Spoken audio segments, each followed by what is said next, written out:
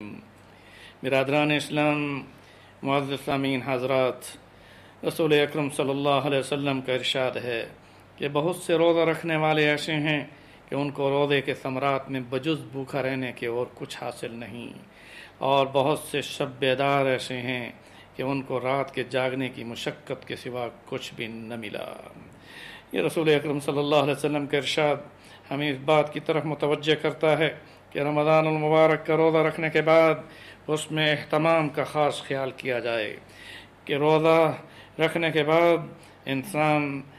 مال حرام سے اس کا افطار نہ کرے، اس طرح سے روزے کے دوران میں گناہ کا ارتکاب اس سے نہ ہونے پائے۔ روزے میں بعض لوگوں کی عادت ہوتی ہے کہ دن بھر روزہ رکھنے کے باوجود غیبت میں مبتلا رہتے ہیں۔ رسول اکرم صلی اللہ علیہ وسلم کی اس ارشاد کو سامنے رکھیں جس میں جناب رسالت مآب صلی اللہ علیہ وسلم نے ارشاد فرمایا، بہت سے روزہ رکھنے والے ایسے ہیں کہ ان کو روزہ رکھنے کے ثمرات میں بجز بھوکا رہنے کے اور کچھ حاصل نہیں۔ ظاہر ہے کہ جو شخص رمضان میں روزے کی حالت میں غیبت کرتا ہے، جھوٹ بولتا ہے، لڑائی جھگڑا کرتا ہے، یا اپنی آنکھوں کی خیانت میں یعنی اپنی آنکھوں کو غیر محرم کو دیکھنے سے یعنی پرہیز نہیں کرتا، اور اسی طرح سے گناہوں میں رہتا ہے، کان کو اور اپنی زبان کو اور آنکھ کو گناہ سے نہیں بچاتا، تو ایسا شخص رسول اکرم صلی اللہ علیہ وسلم کی اس حدیث کی روشنی میں سوچے کہ بجز بھوکا رہنے کے اسے کیا حاصل ہوا۔ رسول اکرم صلی اللہ علیہ وسلم نے ارشاد فرمایا، الصیام جنہ، فرمایا صوم جنہ۔ رسول اکرم صلی اللہ علیہ وسلم کی اس ارشاد سے واضح ہے کہ روزہ آدمی کے لیے ڈھال ہے جب تک کہ اس کو وہ پھاڑ نہ ڈالے۔ یہاں ڈھال سے مراد یہ ہے کہ روزہ رکھنے کے بعد اسے اس کی حفاظت کرنی ہوگی اور اسے اپنے ڈھال کے طور پر رکھنا ہوگا، گناہوں سے بچنا ہوگا۔ اس لیے علماء کرام، مشائخ عظام اور فقہاء کرام نے روزے کے آداب میں یہ بات لکھی ہے اور یہ بات واضح کی ہے کہ روزے کی حالت میں نگاہ کی حفاظت یہ بہت ضروری ہے۔ روزے کی حالت میں زبان کی حفاظت بہت ضروری ہے۔ نگاہ اور زبان اس کو معمولی نہ سمجھو، کیونکہ رسول اکرم صلی اللہ علیہ وسلم نے ارشاد فرمایا، جو شخص اپنی زبان اور اپنی آنکھ، اپنی زبان اور اپنی شرمگاہ کی حفاظت کی ذمہ داری دے دے تو میں رسول اسے جنت کی بشارت دیتا ہوں اور ضمانت دیتا ہوں۔ رسول اکرم صلی اللہ علیہ وسلم نے ارشاد فرمایا کہ نگاہ ابلیس کے تیروں میں سے ایک تیر ہے، جو شخص اس سے اللہ کے خوف کی وجہ سے بچ رہے تو اللہ تعالیٰ اس کے دل میں نور ایمانی پیدا فرماتے ہیں، جس کی حلاوت اور لذت وہ قلب میں محسوس کرتا ہے۔ یہی وجہ ہے کہ آنکھ کی حفاظت سب سے بڑی چیز ہے۔ علامہ اقبال مرحوم یہ فرما گئے، زبان نے کہہ تو دیا لا الہ کیا حاصل، دلوں نگاہ مسلمان نہیں تو کچھ بھی نہیں۔ اس لیے رسول اکرم صلی اللہ علیہ وسلم نے الصوم جنہ کے ساتھ کہ روزہ ڈھال ہے، روزے کی حالت میں انسان اپنے گناہوں سے بچ کر آنکھوں کی حفاظت کے ساتھ اور دوسری چیز زبان کی حفاظت کے ساتھ رہے، کیونکہ زبان سے اگر کوئی روزے دار جھوٹ بولتا ہے، چغل خوری کرتا ہے، لغو بکواس اور غیبت اور بدگوئی کرتا ہے یا بد کلامی اور جھگڑے میں ہے تو ایسے شخص کو روزے کی حالت میں اس انوار اور برکات سے محروم کر دیا جاتا ہے۔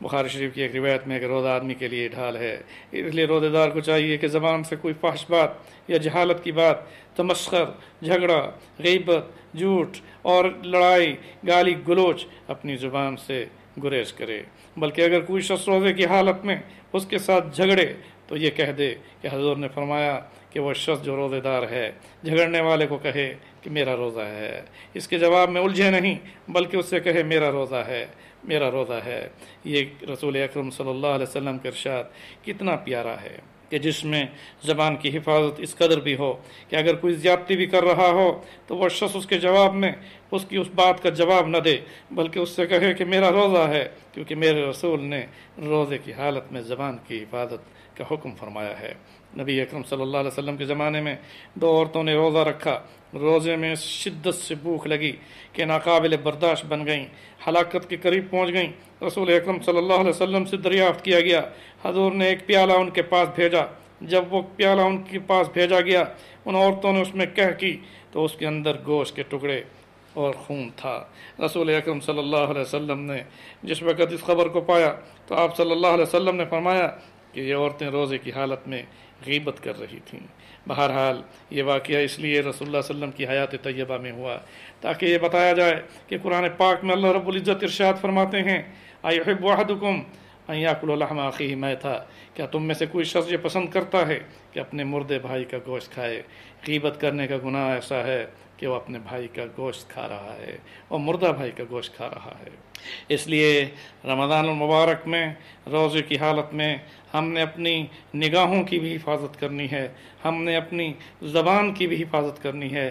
زبان کو ذکر الہی کے ساتھ رطب اللسان کرنا ہے۔ فرمایا سب سے بڑا انعام اور سب سے بڑی نعمت اور نفع بخش چیز کیا ہے؟ حضور نے فرمایا وہ زبان جو ذکر کرے، وہ دل جو شکر کرے۔ اس لیے ہم نے اپنی زبان سے ذکر الہی کے ساتھ رہنا ہے۔ رمضان المبارک جو قرآن پاک کے نزول کا مہینہ ہے، اس کے اندر ہم نے قرآن پاک کی تلاوت اپنے لیے روزانہ اس تلاوت کا اہتمام بھی کرنا ہے۔ بد نصیب ہے وہ شخص جو رمضان المبارک میں بھی قرآن پاک کی تلاوت سے محروم رہ چکا ہو۔ بہرحال ہم نے اپنی زبان کو گناہوں سے بچانا ہے، خاص طور پر غیبت سے، کہ اس سے ایسا ہے کہ جیسے وہ اپنے مردہ بھائی کا گوشت کھا رہا ہو۔ اس طرح سے رسول اکرم صلی اللہ علیہ وسلم نے غیبت کے بارے میں یہ ارشاد فرمایا ہے، جب کسی نے پوچھا یا رسول اللہ صلی اللہ علیہ وسلم غیبت کیا چیز ہے، آپ نے فرمایا کسی کی پس پشت ایسی بات کرنا جو اسے ناگوار ہو۔ تو سائل نے پوچھا اگر حقیقتاً واقعتاً وہ بات اس میں موجود بھی ہو، تو رسول اکرم صلی اللہ علیہ وسلم نے فرمایا اگر وہ بات اس کو ناگوار ہے تو یہ غیبت ہے، اور اگر واقعتاً موجود نہ ہو تو وہ غیبت بھی ہے اور بہتان بھی ہے۔ ایک مرتبہ رسول اکرم صلی اللہ علیہ وسلم کا 2 قبروں پر گزر ہوا، جس میں رسول اکرم حضرت نبی کریم صلی اللہ علیہ وسلم نے اس قبروں پر عذاب قبر کو پایا، اور پھر رسول اکرم صلی اللہ علیہ وسلم نے ان کے بارے میں ارشاد فرمایا کہ ان دونوں کو قبر میں عذاب ہو رہا ہے، ایک کو لوگوں کی غیبت کی وجہ سے اور دوسرے کو پیشاب سے احتیاط نہ کرنے کی وجہ سے۔ رسول اکرم صلی اللہ علیہ وسلم کی ارشاد کی روشنی سے ویسے بھی ہمیں رمضان کے علاوہ بھی عام دنوں میں سال بھر غیبت سے بچنا چاہیے۔ اس طرح جھوٹ اور بہتان اور دیگر ایسی لغو گفتگو سے بھی بچنا چاہیے۔ بہرحال جہاں تک روزے کے اہتمام کا تعلق ہے، اس میں کان کی حفاظت بھی ضروری ہے، کیونکہ کان جو کہ ایک انسان کو اللہ نے اعلیٰ عطا فرمایا، جس کے بارے میں رب ذوالجلال نے قرآن میں ارشاد فرمایا وَجَعَلَ لَكُمُ السَّمْعَ وَالْأَبْصَارَ وَالْأَفْئِدَةَ قَلِيلًا مَا تَشْكُرُونَ۔ اس آیت میں رب ذوالجلال نے ارشاد فرمایا ہم نے تمہیں سننے کے لیے کان دیے، دیکھنے کے لیے آنکھیں دیں، دل و دماغ دیا، تم میں سے بہت کم ہیں جو شکر کرتے ہیں۔ اس لیے جہاں تک سننے کا عمل ہے، اس میں اپنے کان کی حفاظت یہ بہت ضروری ہے۔ رسول اکرم صلی اللہ علیہ وسلم کا ارشاد ہے کہ غیبت کرنے والا اور غیبت سننے والا دونوں گناہ میں شریک ہیں۔ اس طرح سے اپنے آپ کو رمضان المبارک میں خاص طور پر افطار میں حرام چیز سے بچنا، کیونکہ اس طرح کہ جس چیز میں شک بھی ہو، مشتبہ چیز سے بھی محفوظ رہنا یہ بہت ضروری ہے۔ رزق حلال کے ساتھ روزہ رکھنا اور رزق حلال کے ساتھ روزے کو افطار کرنا، ایسی حالت میں جو روزہ رکھا جاتا ہے اللہ رب العزت ایسے روزے کو قبول کرتا ہے۔ افطار کے وقت حلال مال سے زیادہ کھانا اتنا کہ وہ عبادت میں مانے آئے، وہ بھی شہوانیت میں ہوتا ہے۔ اتنا کھانا کھایا جائے کہ جس میں انسانی بدن کے اندر قوت رہے اور رات کو وہ عبادت بھی کر سکے۔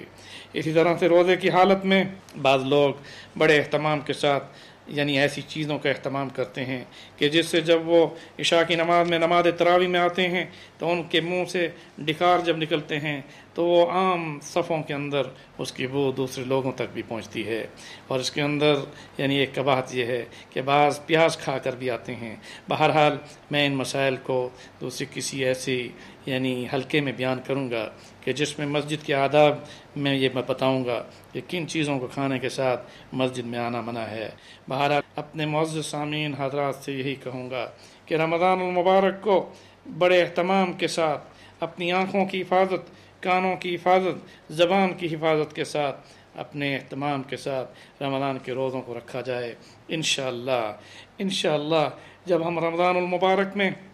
اس اہتمام کو کریں گے، اپنی آنکھوں کو ناجائز چیزوں کے دیکھنے سے بچائیں گے، اپنے کانوں کو ناجائز آواز کو سننے سے بچائیں گے، اور اپنی نگاہ کو یعنی مختلف اور چیزوں کو دیکھنے کے علاوہ اپنی زبان کو جھوٹ اور غیبت سے بچائیں گے، تو انشاءاللہ تعالی رب ذوالجلال ہمارے روزے کو قبول فرمائیں گے۔ اور ایسا روزہ جو دن میں اس اہتمام کے ساتھ ہو اور رات کو عبادت کے ساتھ ہو، تو رسول اکرم صلی اللہ علیہ وسلم نے ارشاد فرمایا کہ فرشتے ایسے روزے دار کے لیے نہ صرف سلام اسے کرتے ہیں بلکہ اس کا مصافحہ بھی کرتے ہیں اور اس کے لیے مغفرت کی دعا بھی کرتے ہیں۔ اللہ رب العزت سے دعا ہے کہ رب کریم ہم سب کو بڑے اہتمام کے ساتھ رمضان المبارک کے روزے بڑے آداب کے ساتھ رکھنے کی توفیق عطا فرمائے اور ہم سب کے روزوں کو قبول فرمائے۔ وآخر دعوانا ان الحمد للہ رب العالمین۔